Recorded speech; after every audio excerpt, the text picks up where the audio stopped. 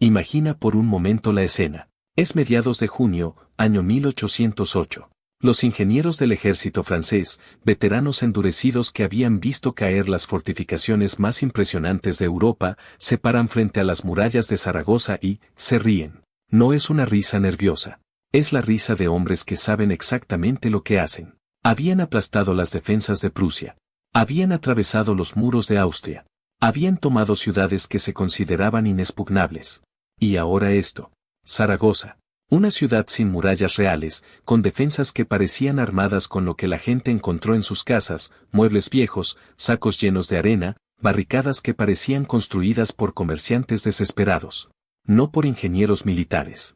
El general al mando del asedio, un hombre llamado Lefebvre Desnouettes, hizo una declaración que pronto se convertiría en una de las predicciones más equivocadas de la historia militar. Tomaremos esta ciudad en 3 días, anunció con total confianza. Sus oficiales de ingeniería, hombres con años de experiencia en romper defensas urbanas, estuvieron completamente de acuerdo. No había manera posible de que Zaragoza resistiera. Según todo lo que sabían sobre guerra de asedio, según cada manual que habían estudiado, esta ciudad caería antes de que terminara la semana. Pero había algo que no sabían. Algo fundamental. Estaban mirando la obra de un hombre que estaba a punto de demostrar una verdad que cambiaría la guerra europea. El genio táctico puede valer infinitamente más que piedra y mortero. Y conocer tu terreno a la perfección puede transformar lo que parece debilidad absoluta en una trampa letal. Ese hombre se llamaba Pedro María Ric. Tenía 32 años cuando comenzó el primer asedio de Zaragoza y estaba a punto de escribir uno de los capítulos más extraordinarios en la historia de la ingeniería militar. No era el típico oficial militar español. Su historia no comenzaba en campos de batalla, sino en talleres de construcción. Había nacido en Barcelona en 1776, en una familia de constructores, gente que trabajaba con sus manos, que entendía cómo la piedra y la madera se mantenían juntas, cómo las estructuras resistían peso y presión. No venía de una larga línea de soldados condecorados. Venía de hombres que sabían construir cosas que duraran. Ric había entrado al cuerpo de ingenieros militares por una razón simple: entendía las matemáticas y la geometría mejor que la mayoría de los generales entendían la táctica. Mientras otros oficiales memorizaban formaciones de batalla y cargadas de caballería, Ric estudiaba ángulos, líneas de visión, cómo el terreno canalizaba el movimiento, cómo los edificios podían convertirse en fortalezas, cómo la arquitectura misma podía ser un arma. Había pasado años diseñando fortificaciones en el noreste de España. Conocía cada tipo de terreno que existía en esa región. Conocía cada tipo de edificio, cada material de construcción, cada forma en que la piedra, la tierra y la madera podían proteger o exponer a los hombres en combate. Y algo crucial, había estudiado obsesivamente los asedios napoleónicos. Sabía cómo pensaban los ingenieros franceses. Sabía qué buscaban cuando evaluaban defensas. Sabía qué esperaban encontrar. Cuando Napoleón Bonaparte lanzó su invasión de España en 1808, Ric estaba estacionado en Zaragoza. Y lo que vio no era prometedor. La ciudad no tenía defensas serias de ningún tipo. Las murallas medievales que alguna vez la habían protegido estaban parcialmente destruidas, derruidas por siglos de negligencia. No había fortificaciones modernas. No había bastiones al estilo de Vauban, esas complejas estructuras geométricas que habían dominado la guerra de asedio europea durante un siglo. Según literalmente todos los manuales militares de la época, según todo lo que se enseñaba en las academias militares desde Madrid hasta París, Zaragoza no podía defenderse contra un ejército profesional. Era simple matemática militar. La ciudad caería. Pero Ric vio algo completamente diferente. Mientras otros veían debilidad, él vio oportunidad. Miró los edificios de Zaragoza, construcciones sólidas de piedra gruesa, muchos con paredes de medio metro de espesor. Vio calles estrechas que naturalmente canalizaban el movimiento, que obligarían a las tropas atacantes a moverse en patrones predecibles. Vio edificios de 3 y 4 pisos que dominaban cada esquina, que daban ventaja natural de altura a los defensores. Vio el río Ebro fluyendo junto a la ciudad, una barrera natural. Y vio algo más, algo que ningún manual militar podía cuantificar: 50.000 civiles aragoneses que preferirían morir antes que rendirse a los invasores franceses. Ese era su material de construcción. No piedra y mortero tradicional. Personas. Conocimiento local. Determinación. y la arquitectura existente de una ciudad que, si se usaba correctamente, podía convertirse en la trampa más mortal que el ejército napoleónico jamás había encontrado. El cuerpo de ingenieros militares español en Zaragoza era ridículamente pequeño. 23 oficiales bajo el mando de Rich. 23 hombres contra el aparato de asedio más avanzado, más experimentado, más letal de toda Europa. En papel no era ni siquiera una competencia. Era una broma cruel. Pero Rich había hecho su tarea. Había estudiado cada asedio napoleónico que podía encontrar documentado. Entendía la doctrina francesa al dedillo. Sabía que los ingenieros franceses buscarían puntos débiles obvios en las defensas. Sabía que concentrarían su artillería pesada en sectores específicos, bombardeando sin parar hasta abrir brechas. Sabía que esperarían que las defensas españolas colapsaran bajo fuego sostenido, que los defensores entraran en pánico, que la ciudad se rindiera una vez que las murallas fueran atravesadas. Así que Rich tomó una decisión que desafió siglos de doctrina militar, no les daría lo que esperaban. Ni siquiera intentaría jugar el juego según sus reglas. En mayo de 1808, cuando llegaron los primeros informes de tropas francesas acercándose a Zaragoza, Rich se presentó ante el general José de Palafox, el comandante militar de la defensa de la ciudad. Palafox era un hombre desesperado. Sabía que no podía derrotar a los franceses en batalla campal. Sabía que las defensas de la ciudad eran inadecuadas. Sabía que el tiempo se acababa. Rich le presentó un plan tan radical, tan contrario a todo lo que se enseñaba en guerra de asedio, que en circunstancias normales habría sido rechazado como locura. El plan era simple en concepto, pero revolucionario en ejecución. No intentarían defender el perímetro de la ciudad de forma convencional. No crearían una línea defensiva rígida que los franceses pudieran romper con fuerza concentrada. En cambio, convertirían cada calle de Zaragoza en una línea defensiva independiente. Cada edificio se convertiría en una pequeña fortaleza. Cada esquina sería un punto de emboscada potencial. Si los franceses lograban entrar en la ciudad, y Rich asumía que lo harían, no conquistarían nada. Entrarían en una trampa gigante, tridimensional, que los devoraría lentamente. Palafox, sin otras opciones reales y mirando el desastre inminente, le dio luz verde. Rich tenía 6 semanas para preparar lo imposible. 6 semanas para convertir una ciudad ordinaria en una pesadilla táctica. Lo primero que hizo fue evaluar sistemáticamente cada edificio significativo en Zaragoza. Caminó por cada calle. Entró en casas, conventos, iglesias, talleres. Las construcciones zaragozanas eran sólidas, mucho más sólidas de lo que parecían desde fuera. Casas de 3 pisos con paredes de piedra de medio metro de grosor. Vigas masivas de madera que podían soportar peso enorme. Iglesias y conventos con muros diseñados para durar siglos, algunos con más de 2 metros de espesor en los puntos más gruesos. Rich los catalogó todos. Creó mapas detallados que mostraban no solo las calles, sino la estructura interna de los edificios, las líneas de visión desde cada ventana, los campos de fuego potenciales, las rutas de movimiento a través de techos y sótanos.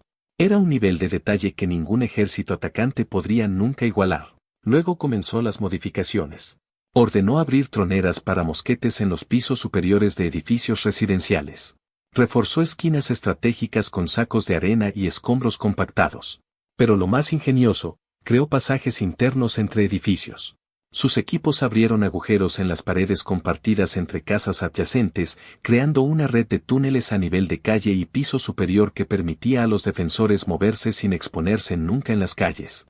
Esto significaba que los franceses podrían tomar una calle, podrían controlar el espacio abierto, pero los defensores españoles seguirían moviéndose libremente dentro de los edificios, atacando desde ventanas, desapareciendo, reapareciendo 2 edificios más allá. Era guerra tridimensional antes de que ese concepto siquiera existiera en doctrina militar. Las barricadas que Rich construyó no eran decorativas. No eran símbolos de resistencia desesperada. Eran obras de ingeniería precisas, cada una colocada en ángulos calculados con exactitud geométrica. Creaban campos de fuego cruzados. Los franceses no podrían atacar ninguna barricada sin exponerse al fuego desde edificios en ambos lados. Y si lograban romper una barricada, encontrarían otra 20 metros más adelante. Y otra después de esa. Y otra. Cada una conectada a posiciones defensivas en edificios circundantes. Pero las barricadas visibles eran solo el comienzo. Rich preparó trampas que los franceses no podrían ver hasta que fuera demasiado tarde. Ordenó minar ciertas calles, no para destruirlas inmediatamente, sino para detonarlas cuando columnas de tropas francesas estuvieran cruzando. Identificó edificios que parecerían buenos puntos de comando para oficiales enemigos, posiciones elevadas, muros sólidos, campos de visión decentes. Los llenó de explosivos controlados por mechas largas que podían activarse en el momento preciso. Preparó derrumbes calculados, estructuras debilitadas estratégicamente que colapsarían bajo su propio peso cuando se activaran, bloqueando rutas de avance francesas específicas. Cada trampa estaba marcada en sus mapas privados, conocida por los ingenieros españoles, completamente invisible para cualquiera que mirara desde fuera. El sistema que Rick creó era único en Europa en ese momento. No era guerra de fortaleza tradicional, donde todo se decidía en las murallas exteriores. No era defensa lineal donde romper la línea significaba victoria. Era algo completamente nuevo, convertir una ciudad entera en un organismo defensivo vivo, que reaccionaba, que se adaptaba, que castigaba cada error del atacante. Los franceses habían enfrentado ciudades fortificadas en docenas de campañas.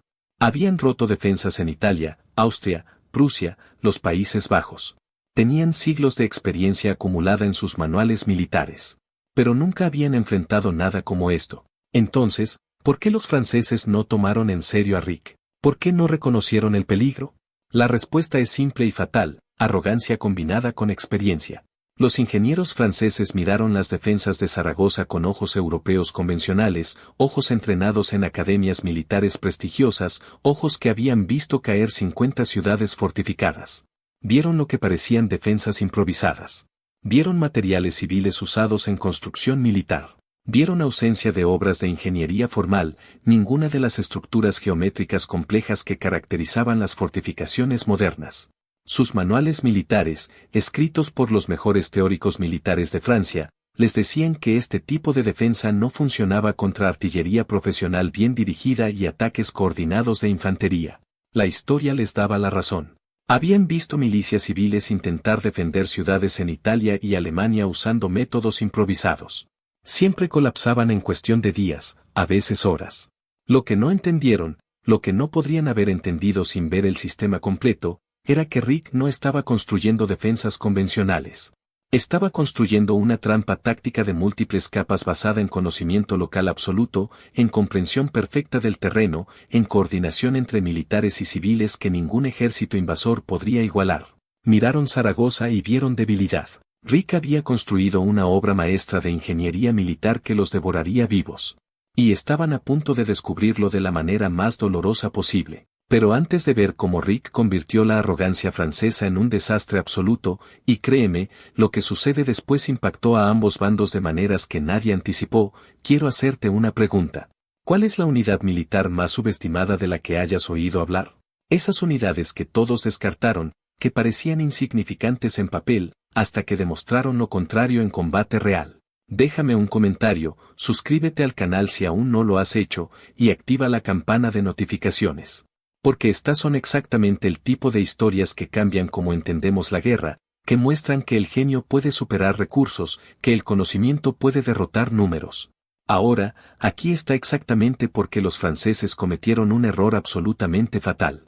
El 15 de junio de 1808, las fuerzas francesas llegaron a las afueras de Zaragoza.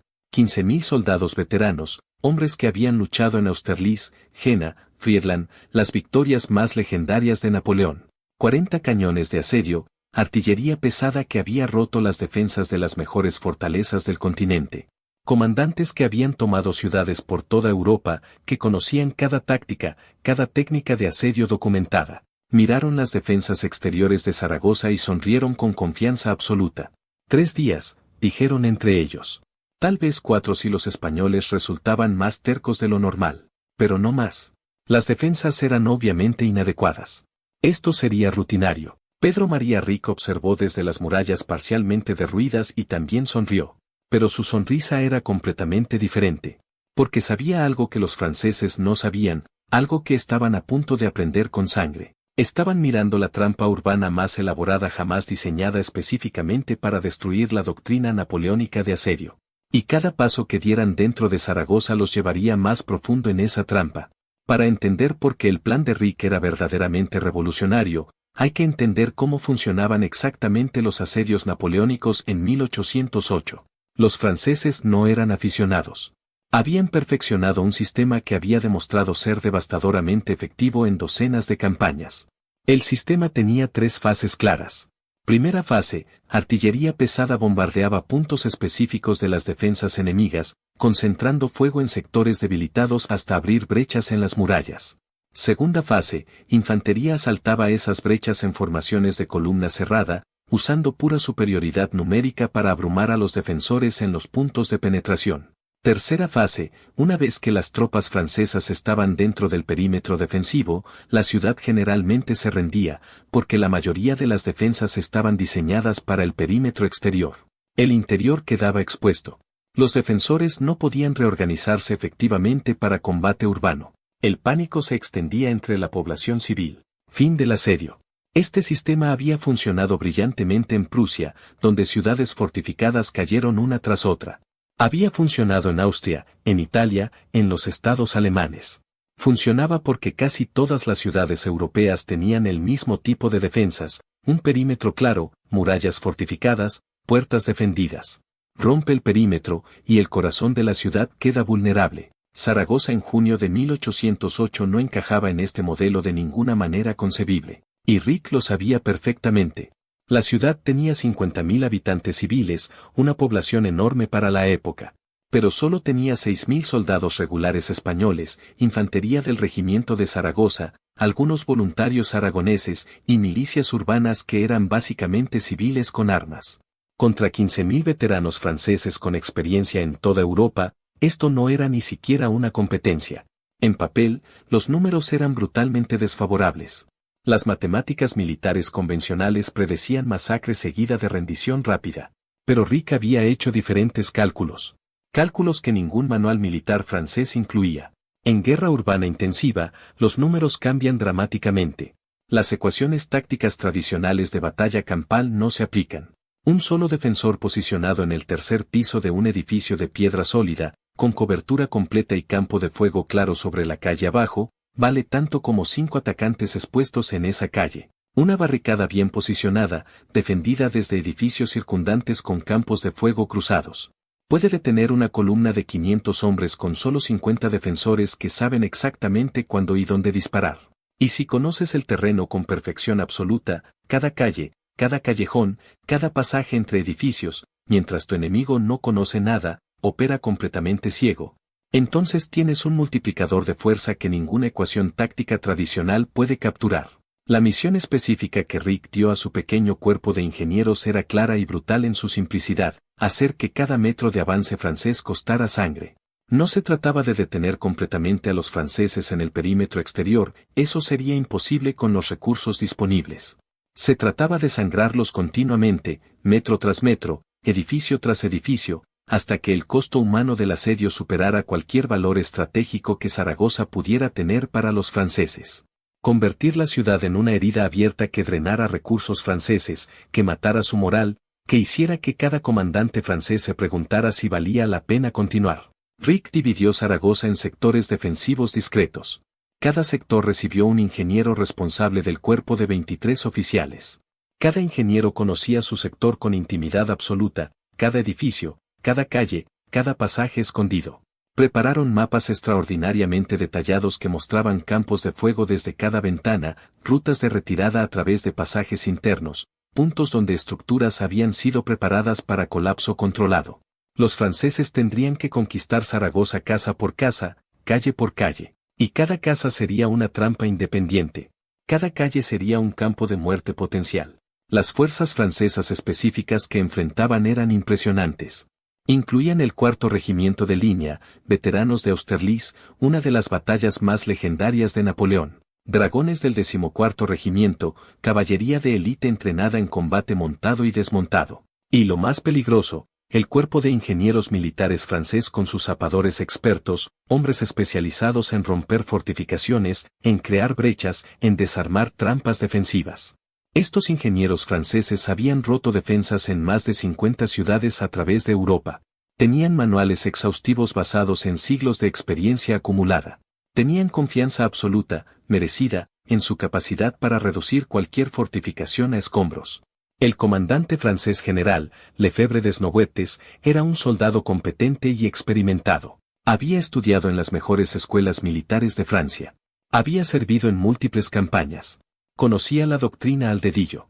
Pero había una brecha crítica en su educación, una brecha que compartiría con casi todos los oficiales franceses. Nunca había enfrentado una defensa urbana donde prácticamente cada civil era un combatiente potencial, donde cada edificio había sido específicamente convertido en fortaleza por ingenieros que habían conocido esa ciudad desde la infancia. Los franceses establecieron sus posiciones de artillería el 15 de junio con eficiencia profesional. 40 cañones pesados apuntando hacia las murallas viejas y parcialmente derruidas, hacia las barricadas improvisadas que podían ver desde sus posiciones.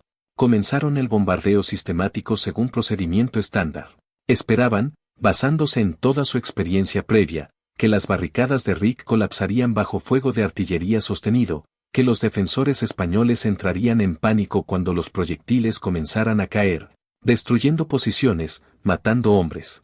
No pasó nada de eso. Ric había construido las barricadas principales usando sacos de arena apilados sobre estructuras de madera reforzada. Cuando los proyectiles de cañón impactaban, penetraban la primera capa, cierto, pero no destruían la estructura. La arena absorbía la energía cinética de forma extraordinariamente efectiva. Las barricadas se dañaban, pero no colapsaban. Y detrás de cada barricada visible desde las posiciones francesas había 3 líneas defensivas adicionales que los franceses no podían ver. Cada línea conectada por esos pasajes internos entre edificios que Ric había preparado. La preparación de las tropas españolas fue completamente diferente a cualquier cosa vista en Europa en ese momento. Ric no solo entrenó a los 6.000 soldados regulares. Entrenó a la población civil de Zaragoza. Les enseñó cómo usar los edificios residenciales para defensa efectiva. Cómo crear barricadas internas rápidamente usando muebles y escombros. Cómo moverse entre diferentes pisos de edificios usando cuerdas y escaleras improvisadas.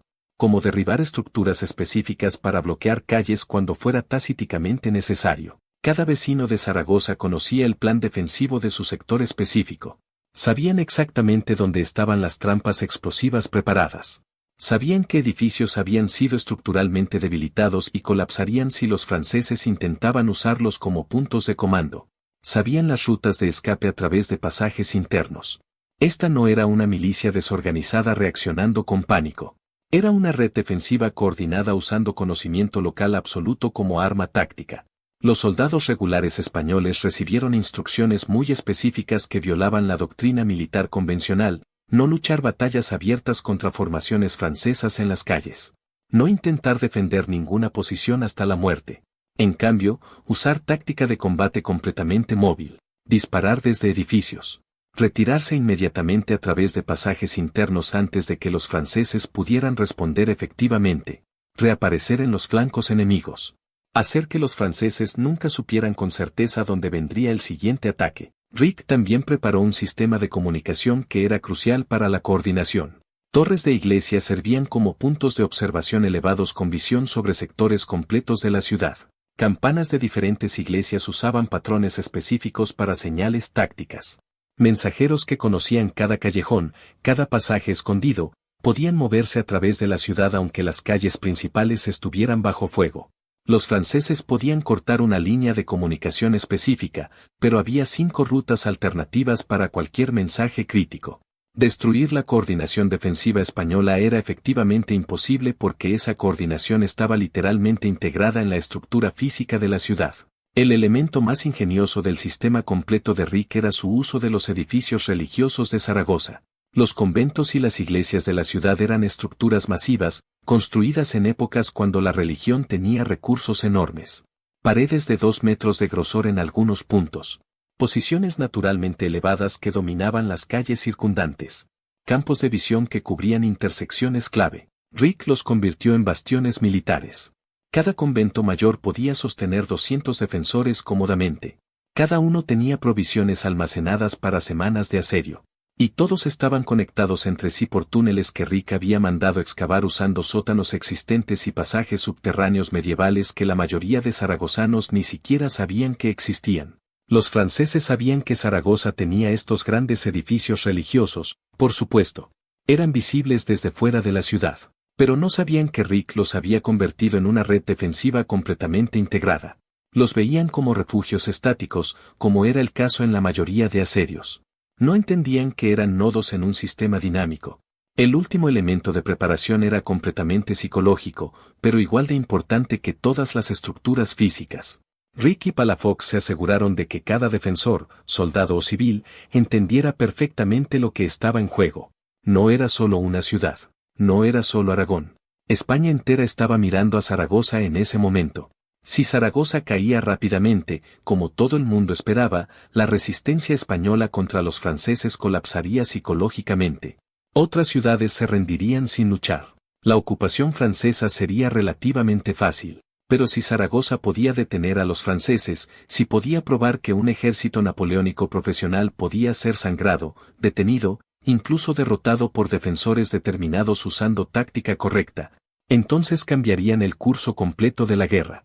Cada soldado español, cada civil armado con un mosquete antiguo, entendía que estaban escribiendo historia en tiempo real, que sus acciones en los próximos días y semanas resonarían a través de España, a través de Europa.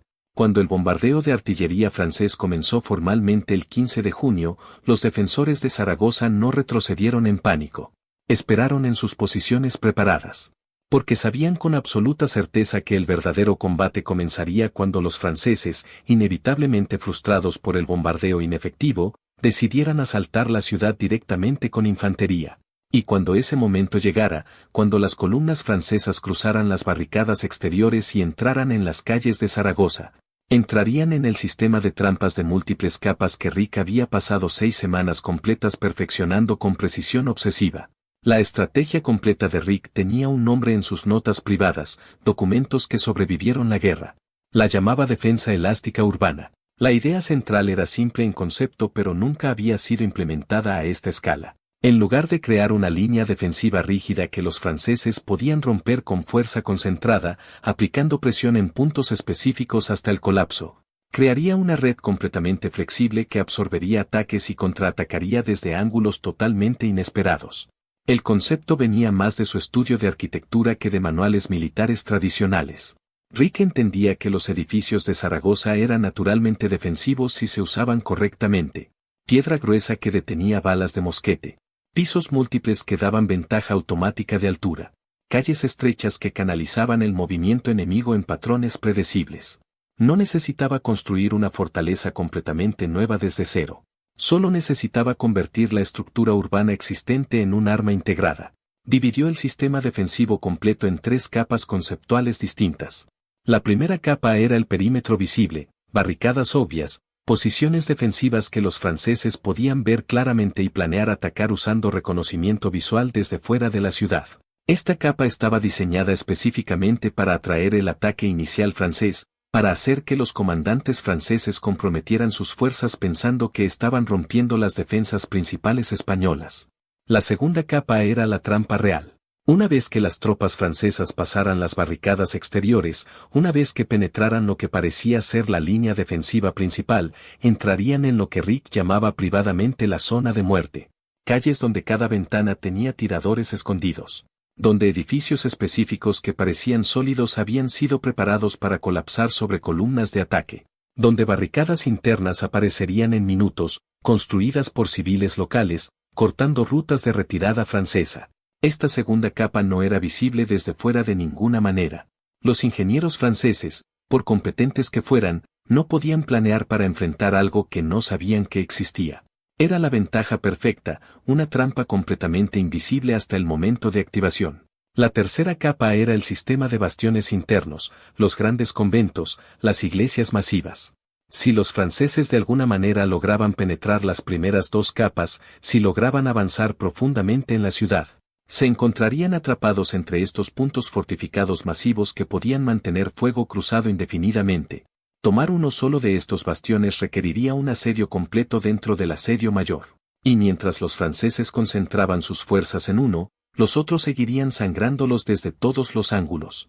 El movimiento inicial francés siguió la doctrina napoleónica estándar con precisión de manual. Después de 3 días completos de bombardeo inefectivo contra las defensas exteriores, después de disparar cientos de proyectiles de cañón que dañaban pero no destruían las barricadas españolas, Lefebvre Desnouettes ordenó el asalto directo de infantería.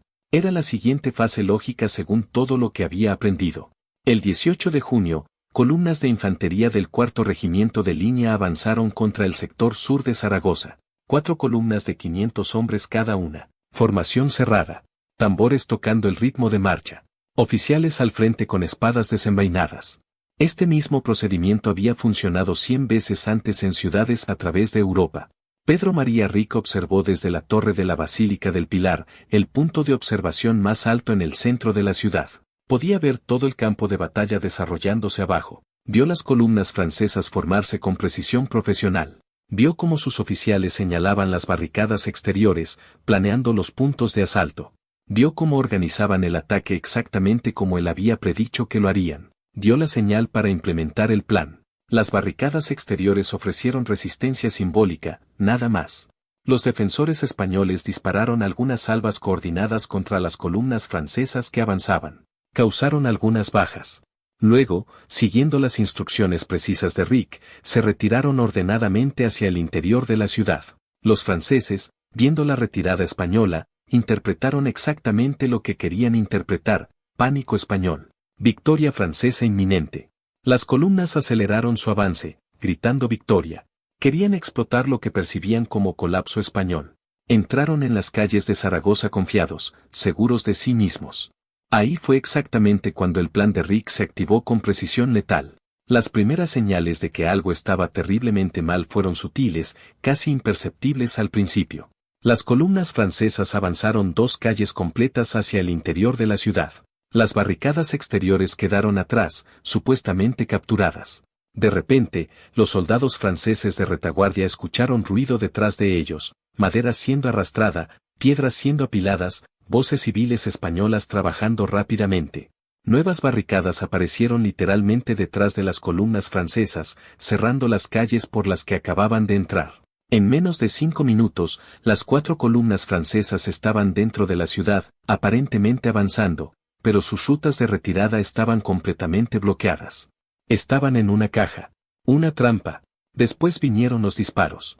Pero no desde el frente, donde los franceses esperaban encontrar la siguiente línea de resistencia española. Los disparos vinieron desde todas direcciones simultáneamente. Ventanas de segundo piso, techos, callejones laterales estrechos.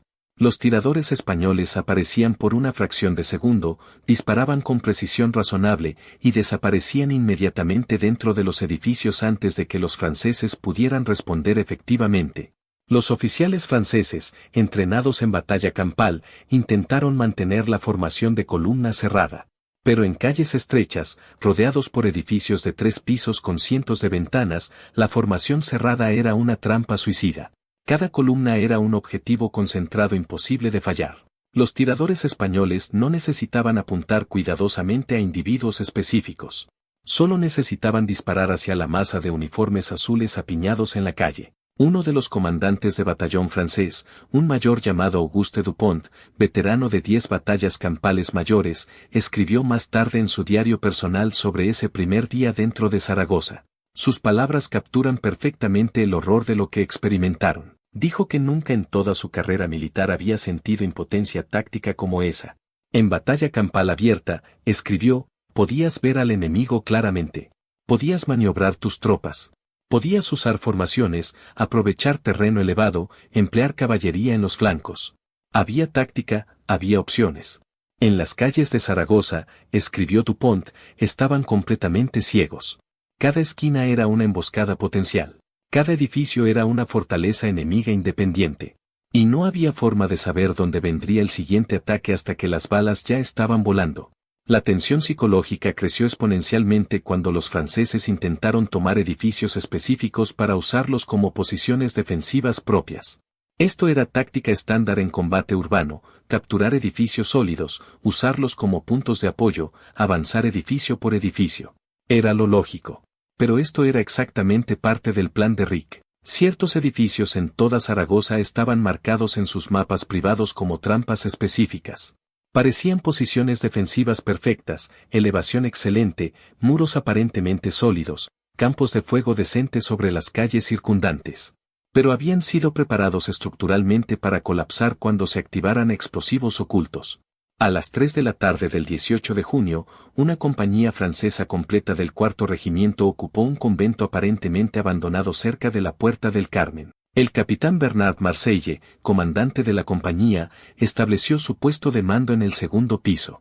Era una posición perfecta para coordinar el avance de su sector. Tenía líneas de visión claras, muros gruesos que proporcionaban protección excelente. 20 minutos después de que los franceses se establecieran completamente, Rick, observando desde la torre del pilar con telescopio, dio la señal específica. Los explosivos ocultos en los soportes estructurales del convento detonaron simultáneamente. El edificio completo colapsó en segundos. 100 soldados franceses murieron instantáneamente, aplastados bajo toneladas de piedra y madera. Los sobrevivientes quedaron atrapados bajo escombros, gritando por ayuda que no podía llegar de forma segura. Ese colapso envió un mensaje psicológico claro a través de todas las fuerzas francesas en la ciudad: ningún edificio en Zaragoza era seguro. No podían confiar en nada que vieran. Cada decisión táctica aparentemente lógica podía ser una trampa mortal. La paranoia comenzó a extenderse. Para el final de ese primer día de combate urbano, las 4 columnas francesas que habían entrado confiadas en Zaragoza estaban atrapadas, sangrando continuamente y desesperadas por escapar. Habían avanzado menos de medio kilómetro en total. Habían perdido más de 400 hombres entre muertos y heridos graves. Y no habían capturado ni un solo objetivo tácticamente significativo. Las defensas españolas parecían multiplicarse mágicamente mientras más profundo entraban los franceses. Lefebvre Desnouettes, reconociendo el desastre táctico que se estaba desarrollando, ordenó retirada general antes del anochecer. Pero incluso retirarse era otra trampa. Las barricadas que habían aparecido bloqueando las rutas de escape eran sorprendentemente fuertes. Romperlas mientras estaban bajo fuego constante desde edificios circundantes costó otras 200 bajas.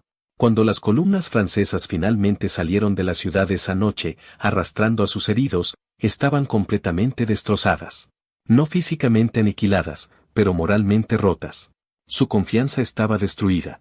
Habían entrado como el ejército invencible de Napoleón. Habían salido aterrorizados de una ciudad que parecía estar viva, que parecía atacarlos desde todas partes simultáneamente. Y Rick había usado solo una pequeña fracción de sus defensas preparadas. Las trampas más mortales, las más elaboradas, todavía esperaban intactas. Los bastiones principales ni siquiera habían entrado en combate todavía. Los franceses acababan de descubrir que tomar Zaragoza no tomaría 3 días como habían predicho. Tomaría un milagro. O un sacrificio en vidas humanas que ningún comandante racional estaría dispuesto a hacer. El primer contacto había sido simplemente una advertencia. Los siguientes 50 días serían una pesadilla continua que redefiniría la guerra urbana europea. Los comandantes franceses ajustaron su táctica después del desastre del 18 de junio. Nada más de asaltos masivos ciegos. Nada más de columnas entrando en la ciudad sin preparación adecuada. En cambio, comenzaron una guerra de asedio metódica según los manuales: avanzar edificio por edificio, usar zapadores especializados para romper paredes sistemáticamente, concentrar artillería en estructuras específicas antes de cada asalto de infantería. Esto era lento, extremadamente lento, pero según toda la experiencia francesa debería funcionar eventualmente. Era doctrina probada en docenas de asedios exitosos. Pero Rick había anticipado este cambio táctico también. Su segunda fase defensiva estaba diseñada exactamente para este tipo de guerra de desgaste. La instrucción a todos los comandantes de sector españoles era clara: mientras los franceses se concentraban en tomar un edificio específico, los españoles lo abandonaban ordenadamente y contraatacaban desde otro ángulo completamente inesperado. Nunca sostener ninguna posición hasta la aniquilación. Siempre fluir. Siempre moverse. Siempre sangrar al enemigo desde donde no esperaba ser atacado. El combate verdaderamente intenso comenzó en la tercera semana de junio. Los franceses decidieron concentrar sus esfuerzos en un objetivo específico de alto valor: el convento de Santa Mónica, una posición clave que dominaba 3 calles principales en el sector sur de la ciudad. Tomar Santa Mónica permitiría avance coordinado hacia el centro de Zaragoza. Era objetivo lógico. Asignaron 2.000 hombres a la operación, 1/3 de su fuerza efectiva. 5 días completos de bombardeo preliminar con artillería pesada. Después, asalto masivo con zapadores expertos abriendo brechas en las gruesas paredes del convento. Lo que no sabían, lo que no podían saber, era que Santa Mónica era una de las posiciones trampa más elaboradamente preparadas en todo el sistema de Rick. El convento tenía 3 pisos sobre el nivel del suelo y 2 niveles completos de sótanos antiguos. Rick había convertido esos sótanos en un laberinto defensivo. Había conectado los sótanos de Santa Mónica con túneles a 4 edificios circundantes que parecían completamente separados. Esto significaba que los defensores españoles podían evacuar Santa Mónica completamente, abandonarlo sin luchar, y aún así seguir atacando a cualquier fuerza francesa que lo ocupara desde posiciones que los franceses no podían ver, localizar o alcanzar con fuego de respuesta. El bombardeo francés de Santa Mónica comenzó el 22 de junio. 120 proyectiles de cañón pesado golpearon el convento durante 5 días consecutivos. Las paredes exteriores se agrietaron visiblemente. Torres defensivas colapsaron. Desde fuera, parecía que el convento estaba siendo sistemáticamente destruido. Los ingenieros franceses, observando con telescopios, reportaron que la estructura estaba lista para asalto de infantería. El 27 de junio, zapadores franceses avanzaron hacia Santa Mónica bajo cobertura de fuego intensivo de mosquete.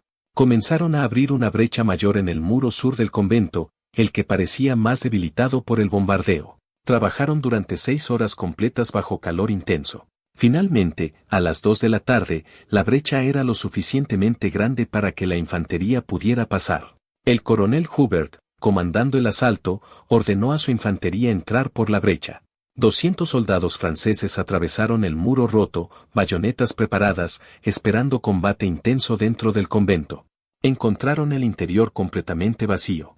Ni un solo defensor español. Ni resistencia. Solo escombros del bombardeo y silencio perturbador. Hubert, profundamente desconfiado porque esto violaba todo lo que sabía sobre defensa de posiciones fortificadas, pero presionado por órdenes superiores de asegurar Santa Mónica, estableció su posición. Colocó tiradores en las ventanas restantes. Estableció su puesto de mando en lo que quedaba del primer piso. Envió mensaje inmediato a Lefebvre Desnobuettes, Santa Mónica capturado. Victoria confirmada. 10 minutos después de ese mensaje comenzó la verdadera pesadilla. Disparos de mosquete comenzaron a venir desde edificios que los franceses pensaban que estaban completamente fuera de alcance efectivo de Santa Mónica. Los tiradores españoles estaban posicionados en casas al otro lado de las calles, en ángulos que desde dentro de Santa Mónica no se podían responder efectivamente. Cada soldado francés que se asomaba a una ventana del convento era inmediatamente un objetivo. Pero cuando los franceses intentaban devolver el fuego, los españoles desaparecían en los interiores oscuros de sus edificios. Después vinieron los ataques desde abajo, desde dentro de Santa Mónica mismo. Los defensores españoles, usando los túneles que Rick había preparado cuidadosamente, emergían de los sótanos del convento. Atacaban a las tropas francesas desde dentro del mismo edificio que los franceses pensaban haber capturado completamente. Combate brutal en pasillos oscuros.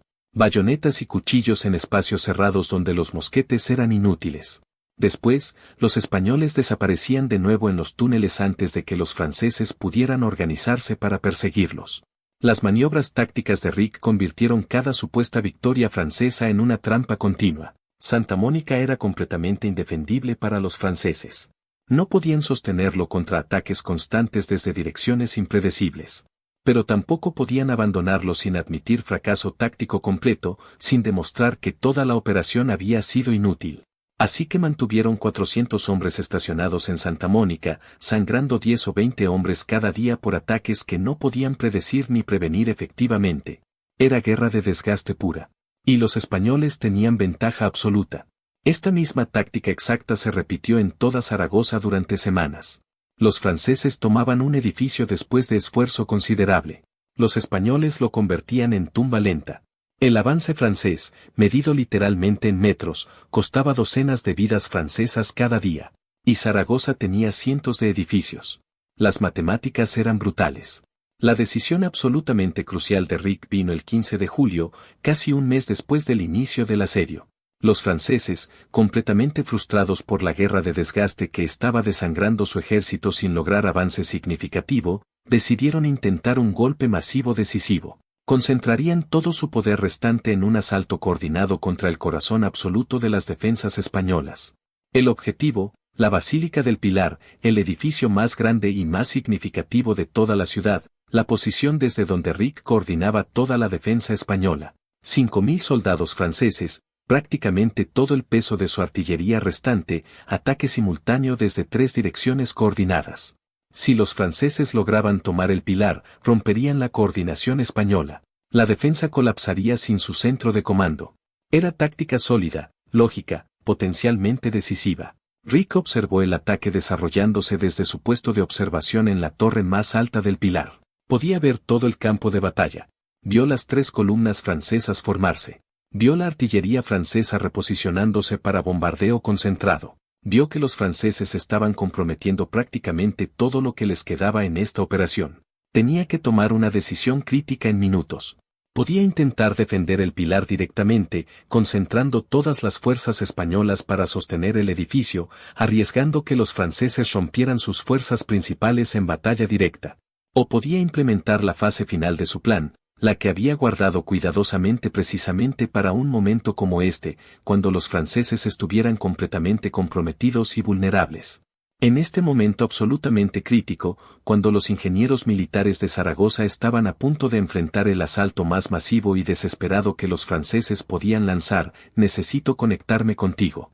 ¿Cuál es la vuelta de situación más impresionante que has visto en historia militar? Ese momento donde todo parecía perdido y de repente la situación se invirtió completamente. Comparte en los comentarios. Y suscríbete ahora mismo si aún no lo has hecho, porque lo que sucede después demuestra por qué nunca, jamás, debes juzgar una defensa militar solo por su apariencia exterior. Aquí está exactamente lo que pasó. Rick ordenó evacuación completa e inmediata del Pilar. Cada defensor, cada observador, cada ingeniero salió del edificio por los túneles subterráneos que conectaban con edificios circundantes. El edificio más importante de Zaragoza quedó completamente vacío en menos de 30 minutos. No un solo defensor permaneció dentro. Los 5.000 soldados franceses avanzaron contra la Basílica del Pilar, el edificio más sagrado de toda Zaragoza, y no encontraron absolutamente ninguna resistencia. 0 disparos. 0 defensores. Nada. Los tambores franceses tocaban victoria. Los oficiales gritaban órdenes de ocupación. A las 4 de la tarde del 15 de julio, la bandera tricolor francesa ondeaba orgullosa sobre la cúpula de la Basílica del Pilar. Lefebvre Desnouettes cabalgó personalmente hasta el edificio para ver la conquista con sus propios ojos. Este era el momento decisivo del asedio. El centro absoluto de la defensa española había caído finalmente. Ahora podían quebrar la resistencia sistemáticamente. Lefebvre Desnouettes entró al interior del Pilar rodeado de su Estado Mayor completo. El interior estaba increíblemente intacto, hermoso, silencioso.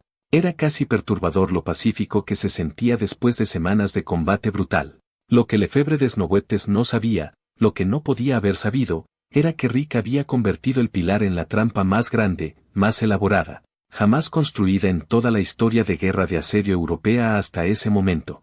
Mientras los franceses celebraban dentro de la basílica, mientras establecían posiciones y enviaban mensajes de victoria, los defensores españoles emergieron silenciosamente de edificios circundantes. Pero no emergieron para atacar el Pilar directamente. Emergieron para rodearlo completamente. En menos de una hora, 5.000 soldados franceses estaban dentro del Pilar celebrando victoria y 10.000 defensores españoles, incluyendo miles de civiles armados, habían formado un anillo perfecto, completamente cerrado, alrededor del edificio. Cada salida bloqueada. Cada ventana cubierta por fuego de mosquete desde edificios circundantes. Cada ruta de escape completamente cerrada. Los franceses habían entrado voluntariamente en una caja gigante. Y Rick había cerrado la tapa. Rick había estudiado el terreno alrededor del Pilar durante semanas completas antes del asedio. La plaza abierta grande que rodeaba la basílica parecía, desde una perspectiva táctica convencional, una ventaja para fuerzas atacantes, espacio para maniobrar, líneas de visión claras, capacidad para usar formaciones. Pero Rick vio algo completamente diferente con su mente de ingeniero. Vio un campo de muerte perfecto, diseñado geométricamente. Cualquier fuerza que intentara salir del Pilar tendría que cruzar 50 metros de espacio completamente abierto bajo fuego concentrado desde edificios de 3 pisos en todos los lados. Sin cobertura alguna. Sin protección. Geometría simple convertida en arma táctica letal. La acción que cambió todo el asedio comenzó a las 6 de la tarde. Lefebvre Desnouettes, finalmente comprendiendo la trampa en la que había caído, ordenó intento de ruptura inmediato. 1000 soldados en formación de columna cerrada intentarían romper el cerco español por la ruta más corta hacia las líneas francesas fuera de la ciudad. Carga de bayoneta directa. Velocidad sobre protección. Era su única opción. Los primeros 100 metros de la carga fueron relativamente tranquilos. Los defensores españoles dejaron que la columna francesa se comprometiera completamente a cruzar la plaza abierta. Dejaron que salieran completamente del pilar. Después abrieron fuego con todo lo que tenían. 500 ventanas en edificios circundantes escupieron fuego de mosquetes simultáneamente. El volumen de fuego era absolutamente devastador. La descarga era continua, no en salvas individuales. Una fila de tiradores disparaba mientras otra recargaba mientras una tercera apuntaba. Los españoles habían practicado esta coordinación durante semanas bajo la dirección de los ingenieros de Rick. La columna francesa se desintegró literalmente en segundos. Los hombres caían a docenas. Los que sobrevivían los primeros segundos intentaban correr más rápido, pero cruzar 50 metros bajo ese volumen de fuego sostenido era simplemente imposible para formación cerrada. De los 1000 hombres que intentaron la ruptura desesperada, menos de 200 llegaron vivos a las líneas francesas fuera de la ciudad. El resto cayó en la plaza o se arrastró de vuelta al pilar heridos mortalmente y destrozados. Lefebvre Desnouettes intentó una segunda ruptura una hora después, esta vez usando humo de pólvora para cobertura visual. Los zapadores quemaron paja mojada y madera verde para crear una cortina densa de humo. Bajo esa cobertura, otra columna de 800 hombres intentó escapar hacia las líneas francesas. Rick había anticipado exactamente esto también. Los tiradores españoles no dependían de visión perfectamente clara. Conocían los ángulos con precisión matemática. Sabían exactamente dónde estarían los franceses aunque no pudieran verlos claramente a través del humo. Dispararon al humo basándose en conocimiento del terreno, y suficientes balas encontraron carne humana. Esta segunda ruptura también fracasó con 500 bajas adicionales. El impacto inmediato en las fuerzas francesas fue tanto psicológico como táctico. Los 5000 hombres atrapados dentro del pilar se dieron cuenta con claridad terrible de que no podían salir con vida. Cada intento de escape era efectivamente suicidio. Estaban atrapados en el edificio más hermoso de Zaragoza, convertido en su prisión personal. No tenían agua suficiente para más de un día. No tenían comida para más de 2 días. Y no había forma concebible de recibir refuerzos, porque cualquier fuerza francesa que intentara entrar al pilar enfrentaría exactamente el mismo campo de muerte que estaba masacrando a los que intentaban salir. Lefebvre Desnouettes envió mensaje urgente y desesperado a sus comandantes restantes fuera de la ciudad. Necesitaba un ataque de distracción masivo, algo que forzara a los españoles a dividir sus fuerzas que rodeaban el pilar. Pero Rick había dejado suficientes defensores en otros sectores de la ciudad. Cuando los franceses intentaron ataques secundarios en múltiples puntos, fueron rechazados con exactamente las mismas tácticas que habían estado sangrándolos durante semanas, emboscadas desde edificios. Barricadas que aparecían cortando avances, trampas explosivas. La reacción de las tropas españolas fue euforia absoluta mezclada con determinación feroz. Habían atrapado a más de un tercio del ejército francés completo de asedio. La noticia corrió por toda Zaragoza en minutos. Civiles gritaban desde ventanas. Campanas de iglesia en toda la ciudad tocaban en celebración. Por primera vez desde que el asedio había comenzado hacía casi un mes, los defensores sentían genuinamente que podían no solo resistir, sino ganar completamente. Pero Rick no celebró en absoluto. Se mantuvo en su nuevo puesto de observación, completamente enfocado. Sabía que la situación era tácticamente delicada. Los franceses atrapados en el pilar todavía eran 5000 soldados profesionales veteranos. Si lograban organizarse perfectamente y concentrar toda su fuerza en un solo punto del cerco simultáneamente, podrían potencialmente romper con suficiente violencia y aceptación de bajas masivas. Tenía que mantener presión psicológica constante. Mantenerlos desorganizados. Mantenerlos desesperados. Mantenerlos sin esperanza real. Durante 2 días completos, el sitio dentro del sitio continuó sin pausa. Los franceses dentro del pilar intentaron ruptura tras ruptura. Cada una falló con bajas terribles. El agua se acabó completamente. La comida se terminó. Los heridos gemían constantemente sin tratamiento médico adecuado. La moral francesa colapsó por completo. Hombres lloraban abiertamente. Algunos oficiales sugirieron rendición inmediata. El 17 de julio, Lefebvre Desnouettes finalmente aceptó lo inevitable. Envió una bandera de tregua, solicitando términos formales para evacuación del pilar. No era rendición incondicional formal de su ejército completo, pero era admisión pública de fracaso táctico absoluto. Rick, consultando con Palafox, ofreció términos deliberadamente humillantes. Los franceses podían evacuar el Pilar con sus vidas, pero tendrían que dejar absolutamente todas sus armas, toda su munición, todo su equipamiento militar. Y tendrían que firmar documento admitiendo públicamente que habían sido derrotados tácticamente por las defensas de Zaragoza. Era humillación profunda para el ejército de Napoleón, pero era infinitamente mejor que ver 5.000 hombres morir lentamente de sed y hambre. El resultado táctico del combate del Pilar fue absolutamente devastador para los franceses. Habían perdido 1.800 hombres muertos directamente intentando tomar y luego escapar del edificio. Otros 600 estaban heridos tan gravemente que nunca regresarían al servicio activo. Y el resto, aunque físicamente vivos, estaban moralmente destruidos. Habían experimentado impotencia táctica absoluta. Habían sido superados no por números superiores, sino por ingenio superior y conocimiento perfecto del terreno. Más importante estratégicamente, el asedio francés de Zaragoza había sido efectivamente quebrado. Lefebvre Desnouettes ya no tenía fuerzas suficientes para sostener ninguna operación ofensiva seria. Su ejército estaba desangrado. Su artillería había demostrado ser completamente inefectiva contra el sistema defensivo de Rick. Y ahora cada soldado francés restante sabía con certeza absoluta que entrar en Zaragoza significaba entrar en trampa mortal de la que probablemente no saldrías vivo. El 14 de agosto de 1808, después de 61 días completos de asedio brutal, los franceses se retiraron, no porque hubieran sido derrotados en ninguna batalla campal decisiva, no porque un ejército de relevo español hubiera llegado. Se retiraron porque el costo humano de tomar Zaragoza había superado completamente cualquier valor estratégico concebible que la ciudad pudiera tener para la campaña napoleónica en España. Habían perdido más de 3.500 hombres entre muertos y heridos permanentes. Y todavía no habían capturado ni siquiera un tercio de la ciudad. Era la primera vez en toda la era napoleónica que un ejército francés profesional se retiraba de un asedio sin tomar su objetivo.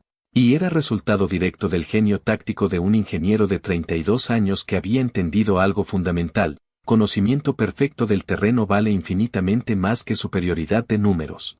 La victoria española en Zaragoza cambió la guerra peninsular de formas que absolutamente nadie había anticipado. Antes del asedio, la resistencia española contra Napoleón parecía completamente desesperada, levantamientos desorganizados, milicias sin entrenamiento serio. Ninguna victoria significativa contra tropas profesionales francesas. Todo el mundo en Europa esperaba que los franceses aplastarían la rebelión española en semanas o meses como máximo. Zaragoza demostró lo exactamente opuesto. La noticia de la retirada francesa se extendió por España en cuestión de días. Después cruzó las fronteras. Los periódicos de Londres, Viena, Berlín reportaron la historia con asombro genuino. Un ejército napoleónico, victorioso en 50 batallas mayores, había sido detenido y forzado a retirarse por defensas aparentemente improvisadas dirigidas por un ingeniero que había convertido una ciudad ordinaria en trampa gigante. Era más que victoria militar táctica. Era prueba conceptual de que los franceses podían ser derrotados con táctica correcta, que números superiores y experiencia no garantizaban victoria si el defensor usaba el terreno con suficiente inteligencia. El impacto estratégico fue inmediato y profundo. Otras ciudades españolas comenzaron a adoptar las técnicas innovadoras de Rick. Gerona implementó un sistema defensivo similar y resistió increíblemente 3 asedios franceses consecutivos. Cádiz fortificó sus defensas urbanas siguiendo principios similares y nunca cayó ante los franceses durante toda la guerra. La doctrina de defensa urbana elástica comenzó a extenderse por España y eventualmente por Europa entera. Los manuales militares europeos, que habían permanecido relativamente sin cambios durante décadas, comenzaron a incluir capítulos completamente nuevos sobre cómo las tácticas implementadas en Zaragoza habían redefinido fundamentalmente la guerra de asedio. Academias militares desde Saint-Cyr en Francia hasta Sandhurst en Inglaterra estudiaban el asedio como caso revolucionario. Los cambios tácticos resultantes en los ejércitos europeos fueron profundos y duraderos. Los ingenieros militares franceses, los mejores del continente, tuvieron que repensar completamente sus procedimientos estándar para asedios urbanos. Ya no podían asumir automáticamente que los asedios seguirían patrones predecibles. Tenían que considerar defensa en profundidad múltiple, trampas ocultas elaboradas, coordinación sofisticada entre fuerzas militares y población civil, Conocimiento local absoluto como multiplicador de fuerza que podía cambiar completamente las ecuaciones tácticas. Napoleón Bonaparte mismo estudió personalmente los informes detallados del asedio de Zaragoza. Según sus memorias escritas años después durante su exilio en Santa Elena, reconoció con notable honestidad que había subestimado completamente la capacidad de los españoles para guerra irregular y defensa urbana sofisticada. Escribió que Zaragoza le había costado más hombres que algunas de sus batallas campales contra ejércitos profesionales completos. Y le enseñó una lección costosa: conquistar España completamente requeriría significativamente más recursos militares y más tiempo de lo que había calculado originalmente. Para el Cuerpo de Ingenieros Militar Español, Zaragoza fue un momento de validación histórico. Durante décadas, los ingenieros militares habían sido considerados apoyo técnico secundario, subordinados a los generales de infantería y caballería que ganaban la gloria en batallas campales. Después de Zaragoza, los ingenieros eran reconocidos como arma estratégica de primer nivel, capaces de cambiar el resultado de campañas enteras. Pedro María Ric recibió promoción inmediata a general de brigada, un ascenso extraordinariamente rápido. Fue asignado para asesorar la fortificación y defensa de otras ciudades en toda España. Su sistema defensivo fue formalmente codificado en doctrina militar española oficial. Se convirtió en figura nacional, reconocido en las calles. Pero la historia de Ric no terminó en gloria simple. Sobrevivió la guerra, pero con cicatrices profundas. Participó en la defensa de varias otras ciudades españolas en los años siguientes. En 1812 estaba de vuelta en Zaragoza cuando los franceses regresaron con un ejército masivamente más grande, habiendo aprendido lecciones dolorosas. Ric fue capturado durante el segundo sitio de Zaragoza, un asedio que fue infinitamente más brutal que el primero. La ciudad eventualmente cayó después de resistencia absolutamente heroica de 5 meses completos que costó 54.000 vidas en ambos bandos combinados. Una cifra asombrosa que demuestra cuán letal se había vuelto la guerra urbana. Ric pasó 2 años como prisionero de guerra en Francia, años que según fuentes contemporáneas lo marcaron profundamente. Después del final de la guerra napoleónica y la expulsión final de los franceses de España, Ric regresó a su país. Continuó sirviendo en el Cuerpo de Ingenieros Militares Español con distinción hasta su retiro formal en 1835. Pasó sus últimos años en Barcelona, la ciudad donde había nacido hacía décadas, rodeado de familia. Murió en 1850 en Barcelona. Tenía 74 años. En sus últimos años, ya retirado, escribió memorias extraordinariamente detalladas del primer sitio de Zaragoza. Esas memorias, publicadas póstumamente, se convirtieron en texto fundamental en academias militares europeas durante generaciones. Estudiantes de guerra de asedio desde Rusia hasta Portugal estudiaban sus técnicas, sus innovaciones tácticas, su forma revolucionaria de pensar sobre defensa urbana. El legado de Pedro María Ric y los ingenieros militares de Zaragoza permanece profundamente relevante incluso hoy en el siglo XXI. Los principios fundamentales que aplicó con tanto éxito no han perdido validez: usar conocimiento local perfecto como arma, convertir aparentes debilidades estructurales en fortalezas tácticas, hacer que el terreno mismo trabaje para ti, coordinar efectivamente defensores profesionales y población civil en sistema integrado. Estos principios son absolutamente fundamentales en doctrina moderna de defensa urbana. Militares contemporáneos en todo el mundo estudian todavía Zaragoza 1808 como ejemplo clásico de cómo una fuerza numéricamente inferior puede detener e incluso derrotar un enemigo superior usando ingenio táctico, preparación obsesiva y comprensión perfecta del campo de batalla. Hay un monumento a Ric en Zaragoza moderna. No es grande ni elaborado. No es estatua ecuestre dramática. Es una placa relativamente simple en la pared exterior de la Basílica del Pilar, el edificio que fue el centro de su victoria más brillante. La inscripción es directa, sin exageración: Pedro María Ric, ingeniero militar, defensor de Zaragoza, quien demostró que el genio vale más que los cañones. La reflexión final sobre Zaragoza y sobre Pedro María Ric es esta, y creo que es profundamente importante. La historia militar popular tiende a celebrar casi exclusivamente batallas campales dramáticas y generales carismáticos que lideran cargas de caballería. Pero algunas de las victorias más importantes, las que verdaderamente cambian el curso de guerras y la historia misma, vienen de ingenieros relativamente callados que entienden geometría, arquitectura y psicología humana mejor que los generales famosos entienden táctica tradicional. Pedro María Ric nunca ganó una batalla campal gloriosa con maniobras brillantes de caballería. Nunca lideró una carga heroica con espada en mano. Lo que hizo fue infinitamente más difícil y más impactante, convirtió una ciudad ordinaria en una trampa táctica tan elaborada, tan perfectamente diseñada, que quebró el orgullo del mejor ejército profesional de Europa. Y en ese proceso cambió fundamentalmente cómo el mundo entendía la guerra urbana. Demostró con claridad absoluta que la guerra urbana no se trataba de defender líneas estáticas. Se trataba de convertir cada metro cúbico de terreno en arma potencial. Se trataba de conocer tu campo de batalla tan perfectamente que podías predecir cada movimiento del enemigo. Se trataba de hacer que el enemigo jugara según tus reglas en tu terreno, donde cada ventaja que pensaban tener se convertía en vulnerabilidad. Los ingenieros franceses rieron de las defensas aparentemente improvisadas de Zaragoza en junio de 1808. Pensaron que verían victoria fácil en días. Después aprendieron, pagando con miles de vidas, que subestimar ingenio local es error absolutamente fatal. Que la arrogancia basada en experiencia pasada puede cegarte a amenazas completamente nuevas. Que los manuales militares no pueden prepararte para enfrentar a alguien que piensa de manera fundamentalmente diferente. Esa lección, comprada con 3.500 vidas francesas y sacrificio inmenso español, resonó por Europa durante generaciones enteras. Cambió doctrina militar. Cambió cómo se entrenaban oficiales. Cambió cómo se planeaban asedios urbanos para el resto del siglo XIX. Y la lección permanece verdadera hoy, en conflictos modernos donde guerra urbana se ha vuelto cada vez más dominante. Nunca, jamás subestimes a quienes conocen su terreno infinitamente mejor de lo que tú conoces tu doctrina.